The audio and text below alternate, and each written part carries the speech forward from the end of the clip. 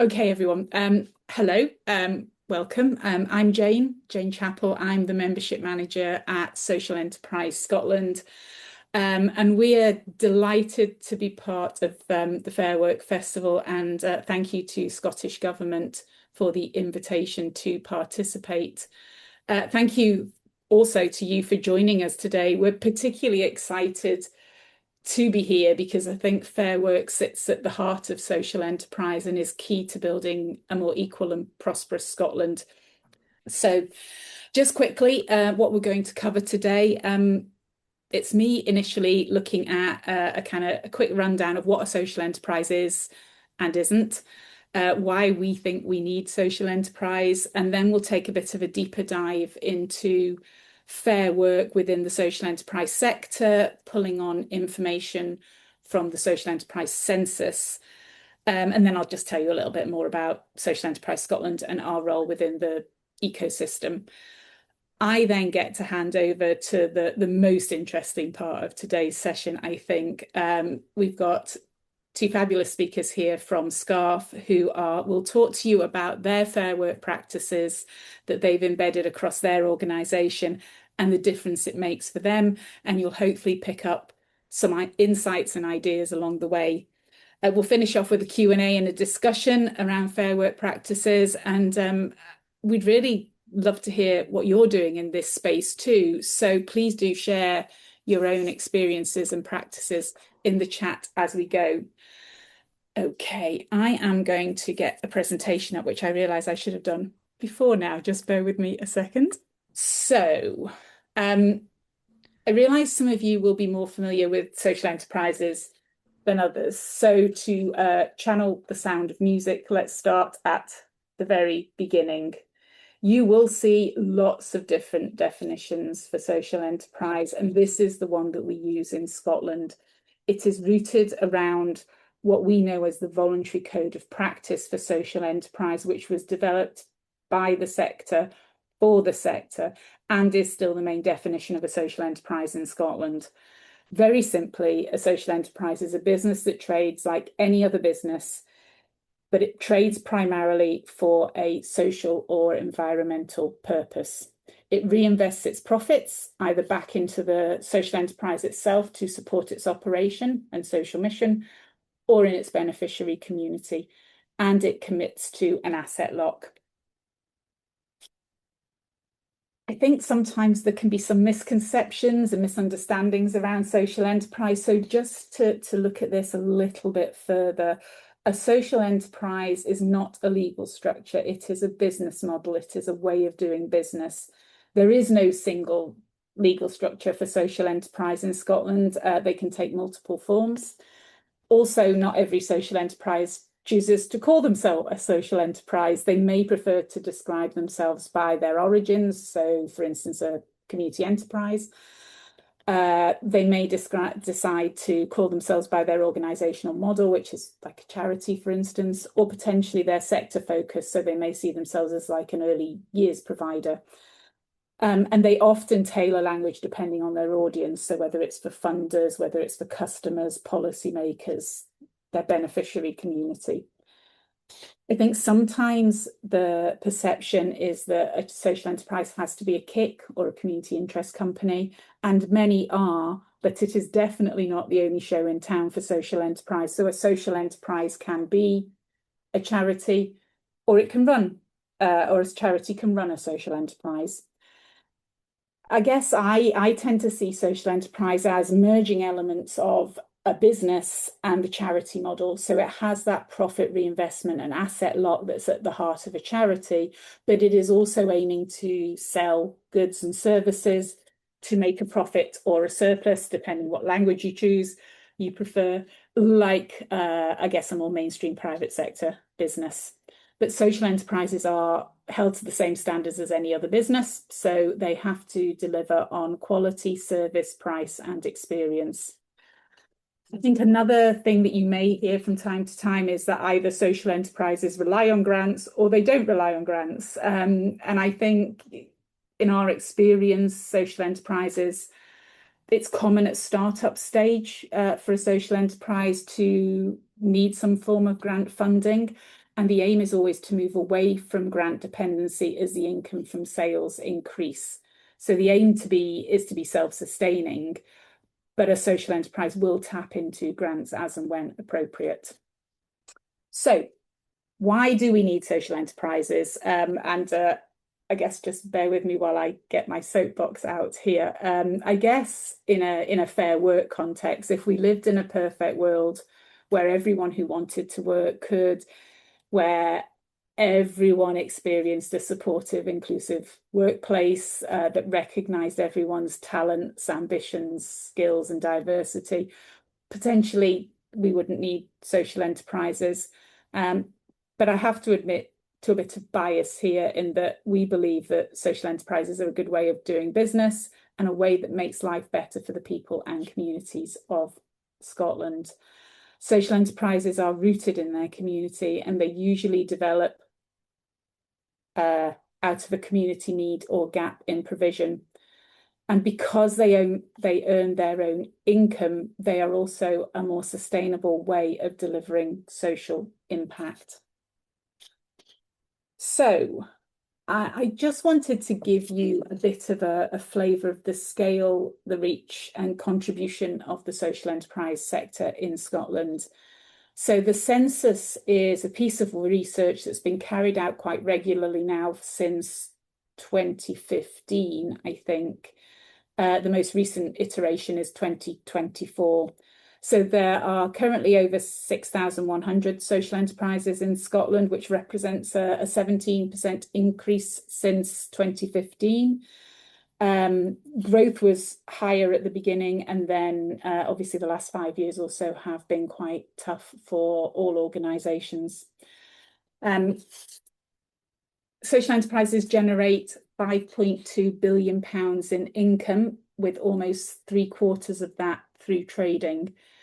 Our GVA is up there with the agricultural sector, and the growth in numbers of full-time equivalent employees outpaces the banking sector.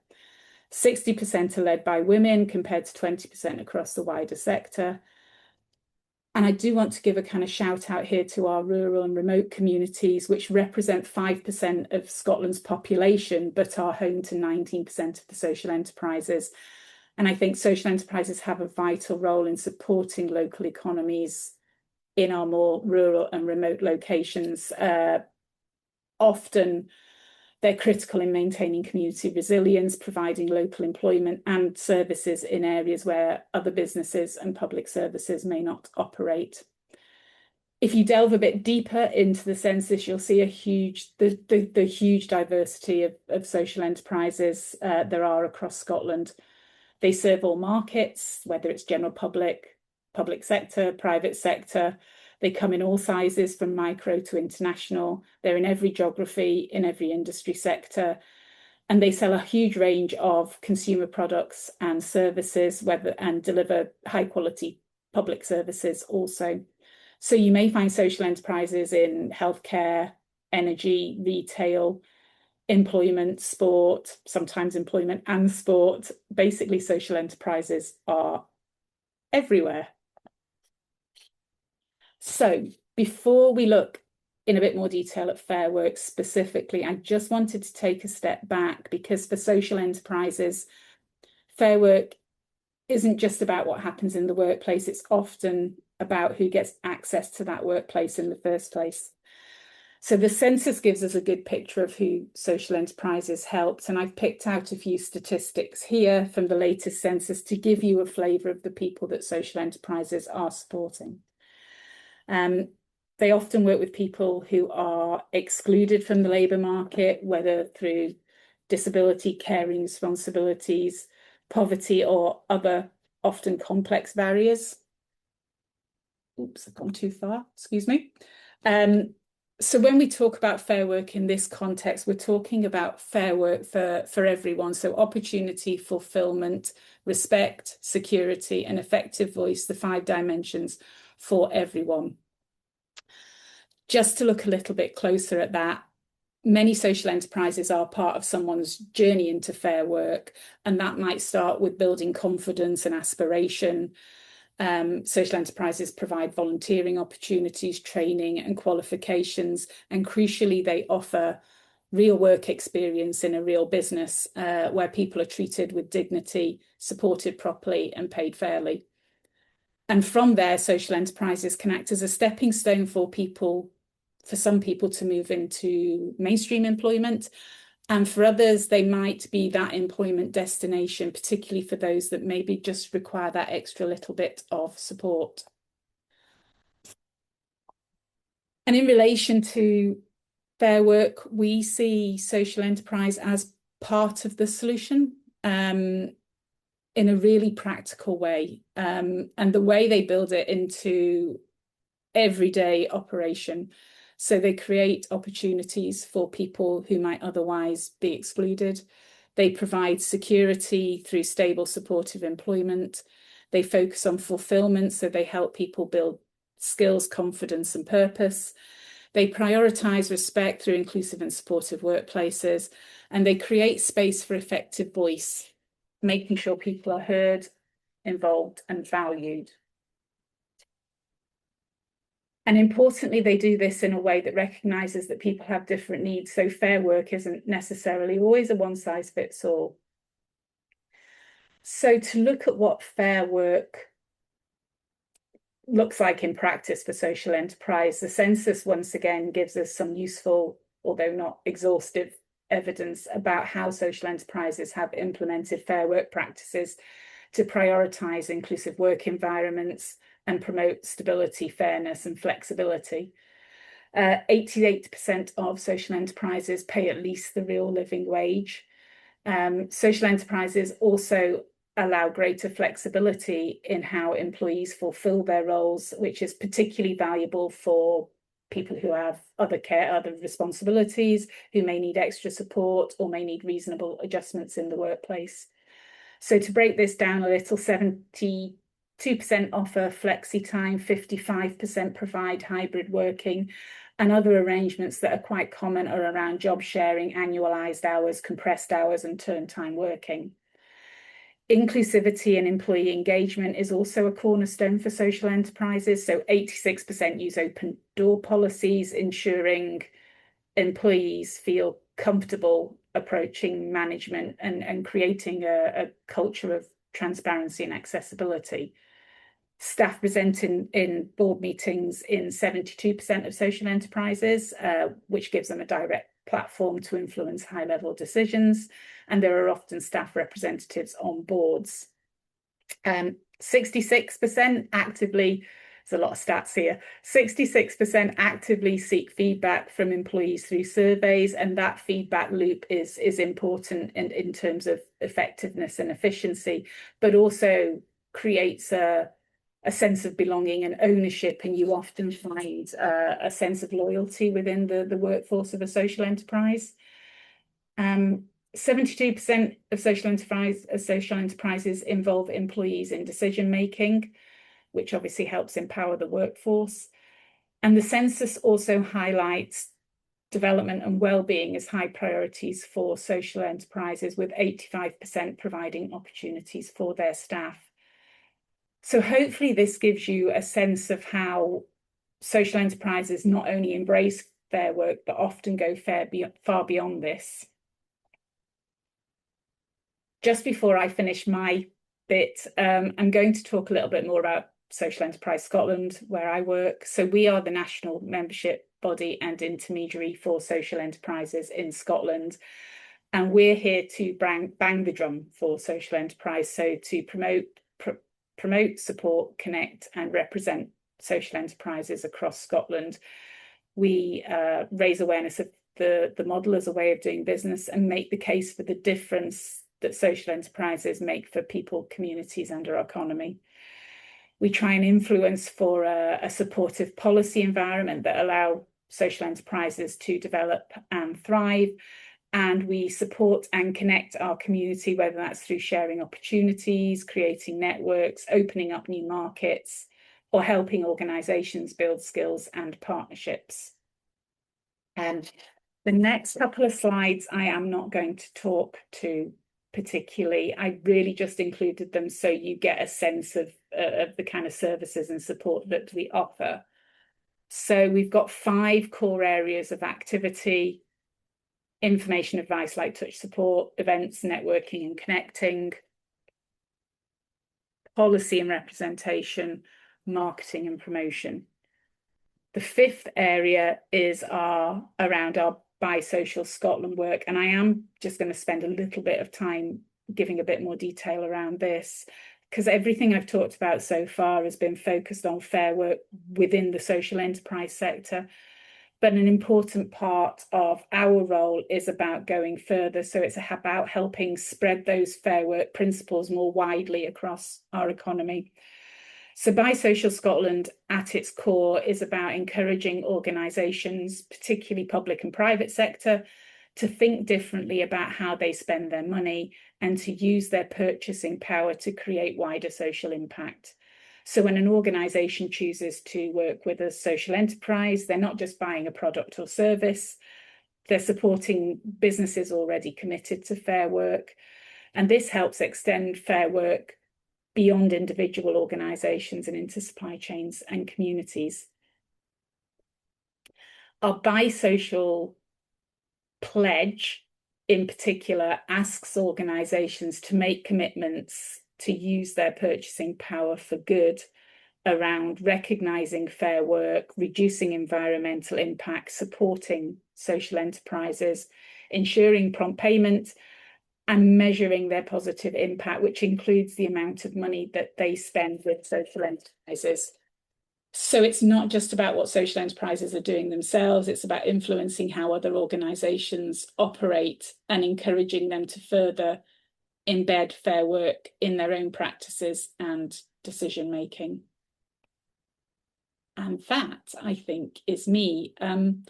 So I will now hand over to, as I say, the more exciting part of our session today, because now you get to hear about fair work in practice with social enterprises. So I'm going to hand over to Lawrence and Tricia from SCARF. Thanks very much, both. Thanks, Jayne. So, yeah, welcome everybody. Good afternoon, even. Just firstly, obviously, thanks to Social Enterprise Scotland and yourself, Jayne, for giving SCARF the opportunity to kind of hopefully showcase some of the positive things that we apply to our organisation and to our people. What I'm going to do is going to just give a 2-minute waffle on SCARF and who we are, what we do, and then I'll hand over to my colleague Tricia to lead us through the presentation. So SCARF, we're actually an energy efficiency charity headquartered in Aberdeen. We work across all of northeast Scotland, and actually in the last 18 months we start to do pockets of work nationally across Scotland, including the Highlands. For those who may not know, SCARF back in the day in 1985, when it was first created as an urban aid project by a lady called Jayne Morrison, who wanted to support people in Aberdeen who were struggling to pay their fuel bills. So SCARF was actually originally an acronym for Save Cash and Reduce Fuel. So I kind of probably a little irrelevant fact there for you to kind of take away. So we currently employ around 80 staff, as I say, across Grampian and Tayside. And our main services were funded by government, local authorities, and also the private sector to deliver free and impartial advice to help households reduce energy costs, essentially stay warm, and also use their energy more efficiently and support our transition towards net zero. Our two main services include the government-funded Home Energy Scotland programme, and we also complement that with our own SCARF HEAT programme. Another acronym, we like our acronyms, and HEAT stands for Home Energy Advice Team. The difference between the two services is essentially the Home Energy Scotland programme is more a call centre based service, and the HEAT service is actually more specific, bespoke, where advisors will go and visit householders in their own properties and be able to give them a more tailored set of support and advice options. Inquiries we receive basically can range from basic just behavioural advice, how to save energy. We support people with tariff and supplier switching. We support people with fuel debt and damp and mold issues. And some of our programs also enable us to deliver emergency assistance in the form of payments to their energy supplier, or indeed provide top-ups for those on prepayment meters. How we do that is through a mixture of home visits and remote support. In addition to giving advice and administering kind of financial help, we can also open up access to other forms of funding, grants, interest-free loans, and schemes that can help people improve the insulation in their homes, and also for those who are interested in investing in renewable technologies. And across our network of probably over 400 partners, we also obviously refer and signpost to additional support routes. Just very quickly, just in terms of some of the flavour of some of the outcomes and impact, on average over a 12-month period, we are probably delivering over 4,000 home visits. Maybe that comes from between 6,000 and 8,000 inquiries. Last year we delivered over 300 events. In terms of monetary outcomes, we were able to achieve over £300,000 of actual bill savings for households we engaged with. Also over £400,000 of assumed savings. And when I say assumed savings, these are savings that we assume a household will achieve through the behavioural advice that we've been able to give them, or information around better tariffs or better deals they may be able to subscribe to. And through a programme that we deliver with the Energy Saving Trust, in the last 12 months, we administered £1 million of fuel vouchers to prepayment meter households. So some significant outcomes there. Obviously, never enough for the level of demand, but we do what we can with the funding that's available to us. And just before leading on to Tricia, some examples of what we believe are recognition of our own workplace culture. We are silver accredited members, IIP and IIYP. We're obviously a living wage employer. In recent years, we've been listed in the Times Top 100 not-for-profit companies. We've also been listed 4 times in UK Best Companies. And we've received multiple awards for successful delivery of community impact programs, including employability and people programs as well. So that's just a whistle stop, a kind of summary of who we are, what we do. Any other questions? Happy to take on the chat or at the end of the session. And probably all that leaves me to do is to hand over to Tricia, who's going to take us through some of the actual things that we can demonstrate to show our kind of commitment to fair work. So as I say, Zoom's not usually my tool of choice. It's usually Teams. So I'll do my best here and try not to talk too fast for you. What I want to talk about today is, obviously, I'm Tricia Gray, the HR manager for SCARF here, and I want to discuss with you how Fair Work actually works in action for SCARF. How we deliver the 5 pillars is for the Scottish Government Festival of Work. Before I start talking about this, I wanted to briefly talk about our people. A few years ago, one of our colleagues at SCARF said something that has always stayed with me. They said, working here feels different. It's not just turning up to do a job. I feel like I matter. That comment really stuck with me because it captures something important about fair work. For SCARF, these principles didn't arrive when the policy frameworks were introduced. They were already there. You know, we often say that fair work is not something that we adopted because of a framework or a policy. The reality is that we were practicing these principles long before they had a name. You know, they were there in the way that we treated people, the way that they supported and developed, and the way that we listened to staff and the way we try to ensure that work was meaningful and fair. In many ways, fair work has always been part of our DNA, and it's actually a pleasure to be part of this conversation today, and particularly to how social enterprise across Scotland are bringing these principles to life every day.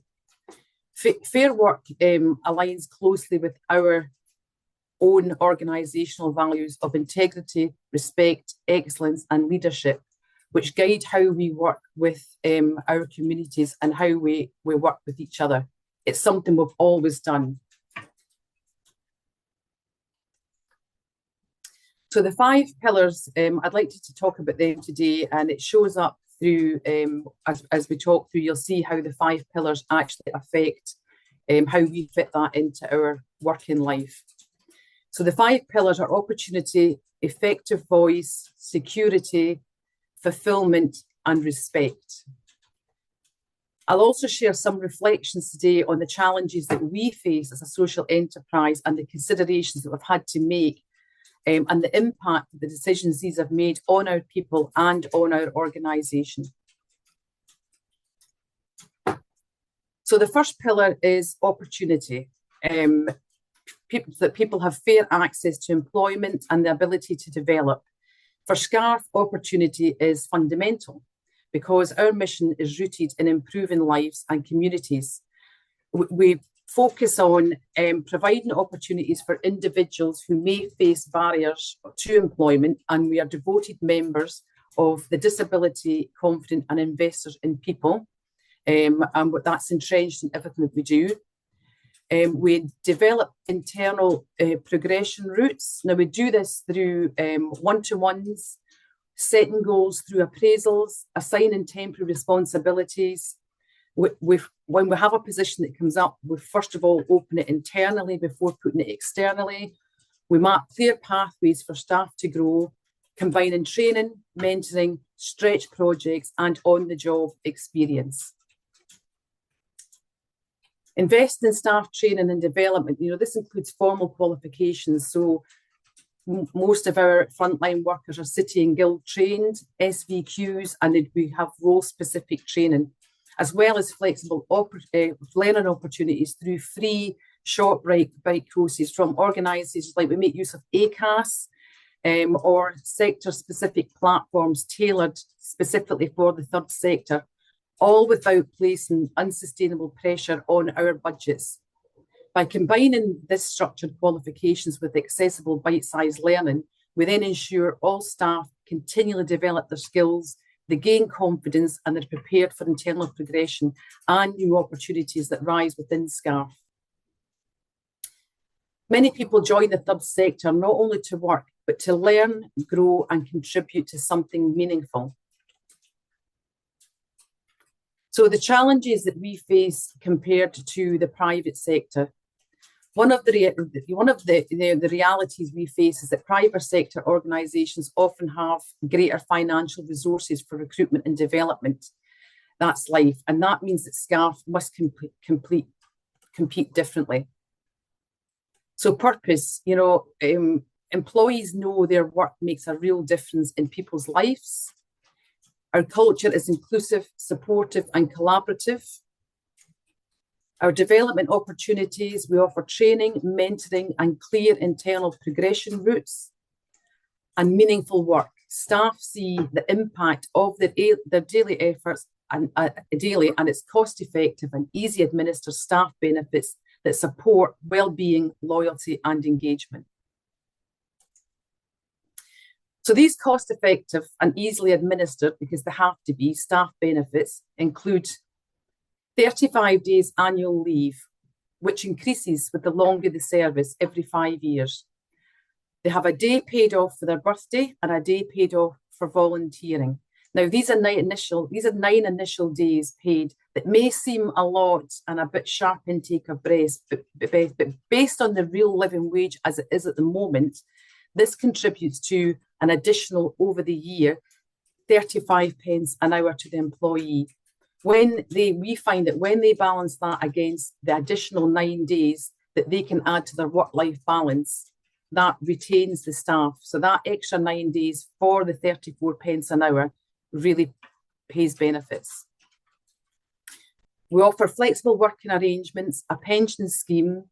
We also have a tech scheme and a cycle scheme and a tuition of further education scheme, where we as a company offer the employees £1,000 salary sacrifice payment for each one. This is carefully managed also. What they do is they take the £1,000 and they pay it back through a 12-month period via salary sacrifice with no interest added to it. We have eye care vouchers for glasses. Obviously, we have the voluntary membership to credit unions, whereby members are given the opportunity, if they choose to join, again, they can do it through their salary. They have favourable financial help and savings. We have our robust employee assistance programme. Now, this is open not only to staff, but also to their families.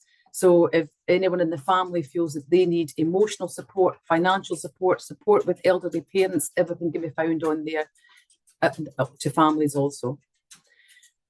We offer critical illness cover and death and service protection. And we also offer, as part of our benefits package, for if any employee successfully introduces another employee to the company and that person stays for 6 months, they then get a £500 referral payment into their salary. So this matters to us. Opportunity reflects one of SCARF's core beliefs, that people thrive when they're supported and trusted to grow. At SCARF, implementing fair work principles and supporting staff development requires careful balancing, and we've had to consider, a few things in that. So development investment, ensuring that staff have access to training, mentoring and career progression opportunities while being mindful of cost resources. For example, formal qualifications like our City and Guilds, our SVQs, or even role-specific training and online learning platforms all need to be planned and funded in a way that is sustainable for us. Service delivery demands. We operate in a sector where our work directly affects vulnerable communities. Investing in staff time for training or progression must be balanced against maintaining high quality services for our clients. And this means sometimes staggering training, providing coverage during development opportunities, or integrating learning into day-to-day roles. We also have to consider funding constraints. Social enterprises and charities often face unpredictable or limited funding, meaning that we must prioritise every resource and where they're allocated. So every investment in staff training, internal progression or enhanced benefits must be weighed against maintaining core services, paying the fair wages and supporting our teams effectively. Balancing these three areas require for us to be flexible, planning and creative, and ensure that we deliver meaningful development opportunities for staff without compromising service quality or our financial stability. Now, this brings with it some positive impacts. Of course it does. We have strong internal progression. Employees are moving through clearly defined career pathways. They're gaining skills, responsibilities, and they're gaining confidence. For example, colleagues may have progressed from placements or part-time roles into supervisory roles, taking on leadership and specialist responsibilities. We have high levels of engagement, and by investing in development and listening to staff and providing meaningful work, employees then feel valued and motivated. And this engagement translates into increased initiative, creativity, and commitment to our goals. Another impact is career developed within SCARF. SCARF, choosing to grow people are choosing to grow their careers at SCARF rather than leaving for other opportunities. And this continuity strengthens our institutional knowledge, maintains team consistency, and reduces recruitment costs. It also has an improved service delivery knock-on. A stable, skilled, and engaged workforce. They ensure that the communities we serve benefit from consistent, high-quality support. It has enhanced organisational culture by combining opportunity, development, and well-being and focused benefits. We foster a workplace culture that is inclusive, it's respectful, and it's resilient. It also has an impact on financial stability and efficiency. So investing in our staff progression and engagement reduces turnover, absenteeism, and the cost of repeated recruitment or onboarding, making our operations more sustainable. I mean, in short, these impacts demonstrate that investing in people is not only the right thing to do, but also for our success, resilience, and long-term impact. The second pillar is effective voice. Employees can contribute ideas and influence decisions and feel genuinely heard. How we deliver it here at SCARF is our social enterprise often benefits from flatter structures, which create space for open conversations between leadership and teams, where feedback is encouraged and it's acted upon. And we discuss this every week at our weekly leadership team meetings. And any questions that are asked through our Ask the Leadership platform are answered in real time. Staff input into the organisational change is helping to change how services and processes are involved. Consultation on new initiatives and ensures staff perspectives are considered before decisions are implemented. We have got an empowered staff association where we provide them with soft power, so that enables them for collaboration with the wider team on matters that directly affect them, and helping with influence decisions and policies in a meaningful way. By embedding these practices, we ensure employees feel valued, listened to, and able to shape the organisation, which in turn drives innovation, engagement, and trust across the team. At SCARF, we actively encourage staff to contribute ideas on how we work and how we serve our communities. We do obviously have considerations to take into place with this. So again, you know, compared to many private sectors, while private sectors rely formally on structure, SCARF often rely on informal engagement and trust-based communication. This can be very powerful, but it requires strong leadership and transparency to ensure that voices are genuinely heard. You know, this matters to us because our staff work directly with communities experiencing real challenges, and their insights are invaluable in shaping services and improving our outcomes. The impact, again, is, you know, encouraging our staff to have an effective voice has produced significant benefits across SCARF. Innovation and problem solving, staff contributions have led to practical improvements, new initiatives, and more efficient ways of working. Improved service delivery by listening to staff, ensuring that services meet real community needs and are responsive and relevant. Strong trust and engagement, employees feel valued and empowered, fostering confidence in leadership and a willingness to contribute staff ideas. Staff retention and staff satisfaction are more likely to stay in a role. They're more likely to stay in a role where they can influence outcomes and where they can see their contributions have been recognised. And organisational resilience, with open communication channels, challenges are identified early and solutions can be co-created collaboratively.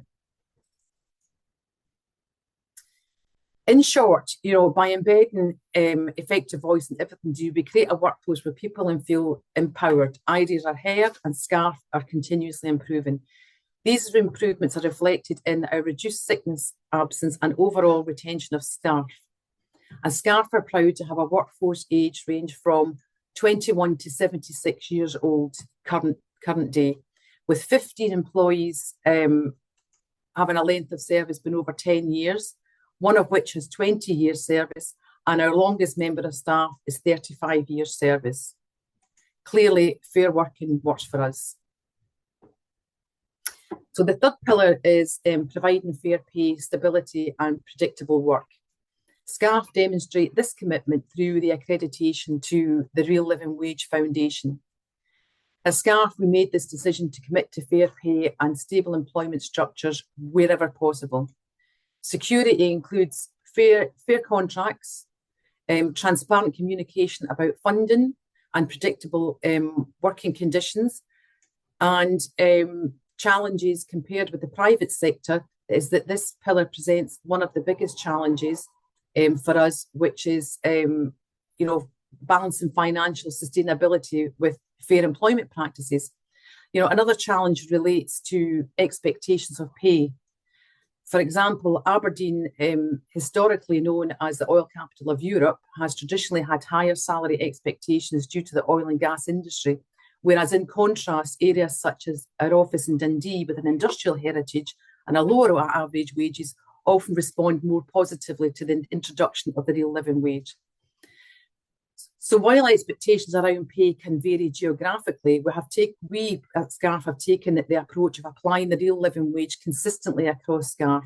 This ensures fairness and transparency, as many of our roles are fundamentally the same regardless of location. And by maintaining a single standard, we then reinforce equality across our workforce while recognising that different economic contexts our staff operate within. I mean, considerations, funding constraints as a charity is obviously based, our funding is project-based or fixed terms, and committing to real living wage means ensuring that we sustain the commitment across contracts and funding cycles. Internal equality, ensuring staff performing the same role receive the same base pay regardless of location helps, and avoid disparities and supports a culture of fairness and transparency. Recruitment competitiveness, in some areas we must compete with the private sector. Employers offering higher wages, so we needed to consider how we attract and retain talent through purpose, culture, development and opportunities and the benefits. Organisational sustainability, introducing fair pay must be balanced with maintaining service delivery and ensuring that SCARF remains financially sustainable. By carefully considering all of these factors, we're able to take a principled but pragmatic approach, one that supports fairness for employees while ensuring that as an organisation can continue to deliver vital services to the communities we serve. The impact that this has had on us, despite the challenges, is that, and they're positively influenced in our retention, our staff morale and our organisational reputation. The fourth pillar is fulfilment, ensuring that employees find meaning in their work and can use and develop their skills. This is where social enterprises often excel in this. People join organisations like SCARF because they want their work to make a difference. They want to see the teams, they want to see the real impact of their work every day, supporting households, tackling fuel poverty and improving energy efficiency. Challenges compared with the private sector, while fulfilment is strong in the third sector, we must ensure that that purpose does not lead to burnout.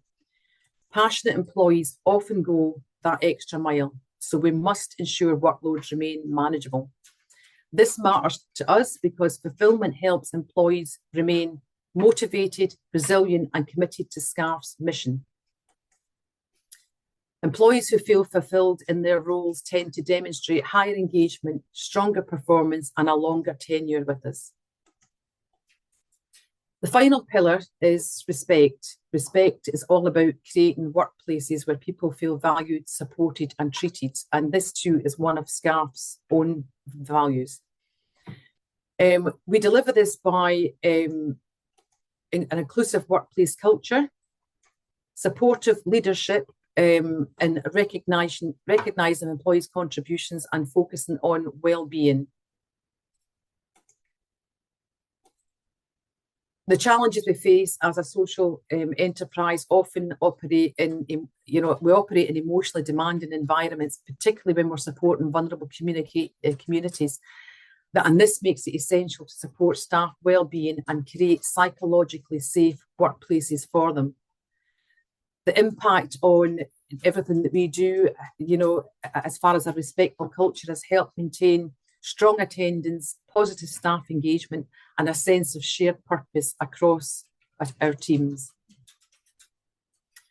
I'm going to give you a case study now of creating opportunity through fair work. One example of how fair work principles translates into a real life outcome at SCARF by sharing with you an experience from one of our employees. In 2017, after taking a 5-year career break to raise our children, she began searching for work once her youngest daughter had started school. Despite submitting numerous job applications, she struggled to secure interviews, largely because employers were hesitant about the gap in her employment history. But with the support of a job centre coach, she was put forward for an interview with SCARF for an 8-week unpaid work placement designed to help people gain up-to-date experience and rebuild their confidence in the workplace. During the interview, she spoke openly about the challenges she was facing returning to work after so much time away from work, and recognising both her potential and her determination, SCARF offered her the opportunity to join the SCARF team as a placement. Over the course of those 8 weeks, she quickly developed her knowledge, worked hard to contribute to the team, and demonstrated a strong commitment to SCARF's work. At the end of the placement, she was offered a part-time position with the heat team, and within a few months, she'd taken on additional responsibilities, frequently supporting reception and providing heat duty cover. Her dedication and capability led to her being offered a full-time role as the heat and business operations administrator, where she supervised a small team of reception and administrative staff. In June 22, she successfully applied for the role of business support coordinator, continuing her professional development through SCARF. And as part of this role, she completed her internal auditor training and went on to support SCARF in achieving ISO 9001-2015 and ISO 14001 and 2015. Today, she plays a key role in maintaining organisational standards and compliance with responsibilities that include maintaining our ISO compliance frameworks, overseeing our GDPR protocols, supporting health and safety processes across the organisation, and managing a team of 4 employees. This journey highlights how fair working principles can create long-term opportunities for individuals who may otherwise struggle to re-enter the workforce. What began as a short placement designed to rebuild experience has developed into a successful career, contributing to SCARF's operational strength and governance, and it demonstrates when organisations invest in people, the benefits extend far beyond recruitment, strengthening both individual careers and organisational capability. When we look at the 5 pillars together, voice, security, fulfilment and respect, they align closely with our own values. This is why we often say that fair work has always been part of SCARF's DNA. The framework simply provides a language for something that social enterprises have been striving to deliver for many years. Reflecting on our experience at SCARF, 3 lessons may be useful for other organisations to look at, which are embedded in the fair work principles.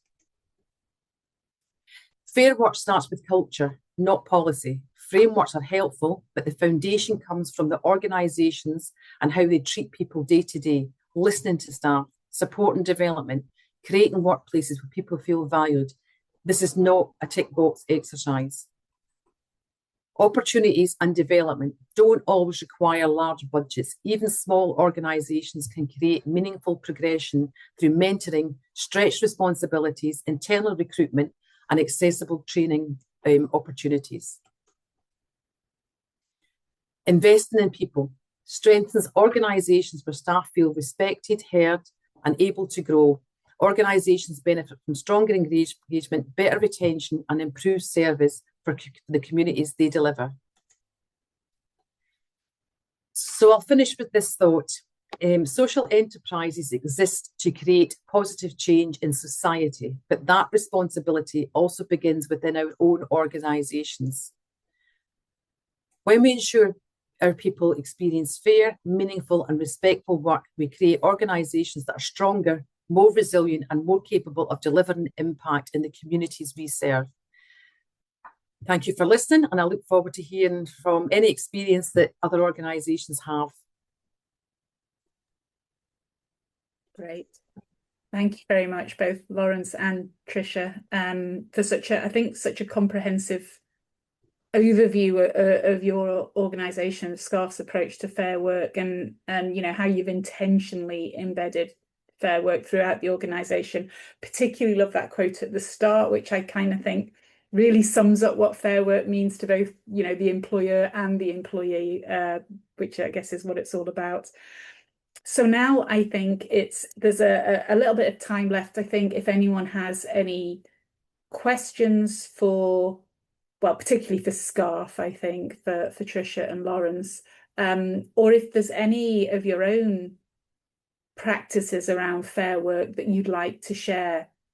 Maybe it's something that, you know, has started quite small and sort of grown in terms of the impact on the organisation.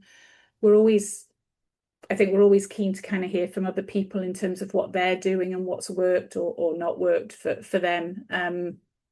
Does anyone want to come in and kind of share something with us?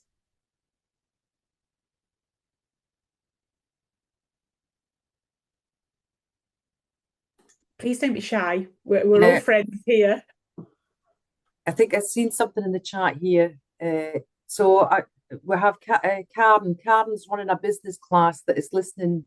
Okay, sorry. I've got one lady here saying, great presentation, inspiring. Thank you, Tricia, but no comments. Oh, well, that's lovely. Thank you, Cecile. That is very kind of you. Thank you. It's Cecile. Is it Cecile? Cecile? Cecile. Apologies for my pronunciation, honestly. Okay. If there aren't any other questions or anything that people would like to share. Oh, Corinne, are you on camera because you'd like to come in? Yeah, I would if that's okay. So hi, I'm Corinne. I'm head of people at Changeworks. So I'm quite aware of what SCARF does. Hi, Tricia, and great, thanks for the presentation. I suppose just the one thing I wanted to share is one of the things that's worked particularly well for us is we have staff networks for all of our staff, and that's very much led by our staff. So you might have seen we had Richard Lockhead, the government minister, here the other day, and we were sharing some of our best practice things that we do. But one of our things which we get really positive feedback from our staff is, as I say, the staff network. So at the moment, those include, we have a women's network, we have a network we're starting up for staff that are neurodiverse, and a parent and carers network and things. So all of those networks are led by staff, and they have time within their working hours to do that. They have a chair, they have a budget, etc., etc. And I think the feedback that we get from staff is that they are able to engage with their colleagues.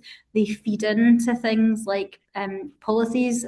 So, for example, whenever we're renewing certain policies, we will seek their views and things like that. But essentially, it's a way whereby they can engage with colleagues, but also engage with the organisation in a wider perspective and the senior leadership. But as I say, it's very much colleague led and driven, and that's one of the many things that we do that I think find works particularly well and the particularly positive feedback on. Brilliant. Thanks ever so much, Prina. I really love the idea of that, and I like the idea that the groups have kind of authority and autonomy as well, which is really important. I think you maybe touched on this, do the groups, how do you decide which groups are going to be groups, basically? Yeah, so does it come from the staff themselves? Yeah, so we have an EDI steering group, and we have an EDI oversight board. So the oversight board is kind of senior leadership, and the steering group feeds into that. So if there are new ideas that come through for groups, then we will discuss it. Essentially, we've not really said no to a group, because generally, if there's a group, what's happened that's proposed, staff have had those conversations before, and then I think there's varying. So the women's network is particularly active at the moment, and they're all active, but so sometimes you will kind of get more sort of feedback on certain things than others, and then what happens is that they will feed in at monthly meetings that we have, and they'll give regular updates on what they're doing. As I say, they've got a budget and they've got that autonomy. So we've one of, I suppose, the group that I probably haven't mentioned that probably is the most active, particularly at the moment, is our wellbeing group. So they have a budget, and I'm particularly looking forward to April, because one of the things that they're using the budget for is to bring in on-site massage. So they're going to come into the offices and do that. But there are various wellbeing things that they'll do and they'll run. So they ran, I think, I can't remember what we called it, sorry, but essentially relating to kind of kindness and people doing things, and they nominated their colleagues for things that people had done, and then we selected 5 people randomly, and they got a £150 voucher for them to use. And the key thing was they had to use it for their own well-being. So it was colleagues that had really, I think we had about 120 examples, and for an organisation that only has sort of 215 staff, that was a huge response rate, and nominating their colleagues for things that they had done to support them. So yeah, that's just, I think our well-being group is probably, and the EDI group actually are the 2 at the moment that are particularly active. But yeah, as I say, they would come through, but I don't think we've ever said no, because generally by the time it comes to us getting a group proposed, there's usually a lot of people. The one that we're starting moving on is the neurodiversity group at the moment. And that's also not just, I think, Tricia touched upon, like things like for the EAP, it's not just about supporting the employee, but it's about supporting staff that may have, friends or relatives, and that may have caring responsibilities, or just generally want to know more about how to support somebody, a friend that's maybe neurodiverse and things. So it's very much supportive, but sort of informing as well. We have, so our staff communications, we have like a manager's newsletter, we have a newsie, our intranet, all of those usual things. But I think the key for us, I think, is the fact that it's our colleagues that are taking ownership for it, but we're giving the autonomy to do that. And I think that's what works for us. Brilliant. Thanks ever so much, Corinne. Do appreciate you kind of sharing that with us. There is a wee question in the chat asking, do folks include volunteers in the same scheme systems as their paid staff? Tricia, I guess that's one for you maybe initially, or Lawrence. Our EAP, yes, if we have volunteer staff in, they're part of the EAP automatically, because they still go through the same process of onboarding. Although they're volunteers, we still have a duty of care, so they go into the system for that too. Yeah. Okay, thanks ever so much. Okay, I'm conscious of time. We are now 1 minute over, so I think what I'll do is I will say thank you very much to Lawrence and Tricia from SCARF for, I think, a really insightful presentation that kind of does absolutely kind of reinforces, just how important Fair Work is and can be going forward. And it's great to hear how social enterprises are really kind of leaning into this and bringing it to life. Scottish Government have a short evaluation survey that they've asked me to ask you to complete.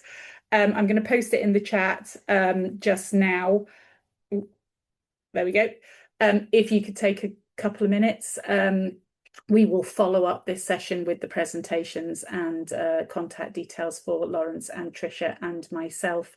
And obviously, if you've got any follow-up questions, please don't hesitate to get in touch. But thank you all for coming along. Thanks for our speakers, and enjoy the rest of your Thursday afternoon. See you later. Bye-bye. Thank you, Jayne. Bye-bye.